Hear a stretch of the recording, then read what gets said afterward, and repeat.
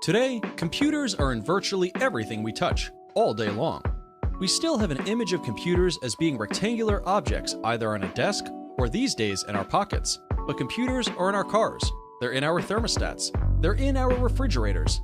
In fact, increasingly, computers are no longer objects at all, but they suffuse fabric and virtually every other material. Because of that, we really do need to care about what the future of computing holds because it is going to impact our lives all day long. Some of the exciting breakthroughs have to do with the Internet of Things. In the same way we have a tendency to think of computers as rectangular boxes, we have a tendency to think of the Internet as being some kind of ether that floats around us. But quite recently, researchers have made enormous breakthroughs in creating a way for all objects to communicate. So your phone might communicate to your refrigerator, which might communicate to the light bulb. In fact, in a near future, the light bulb will itself become a computer, projecting information instead of light.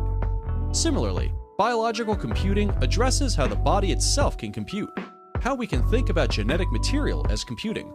You can think of biological computing as a way of computing RNA or DNA, and understanding biotechnology as a kind of computer. Some of the ways that computing is changing now are that it is moving into the fabrics in our clothing, and it's moving into our very bodies.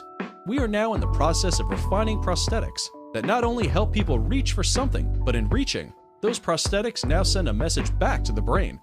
The first prosthetics were able quite miraculously to take a message from the brain and use it to control the world. So, what will computing look like in 2030? The answer is that we have no idea yet because change is happening so quickly.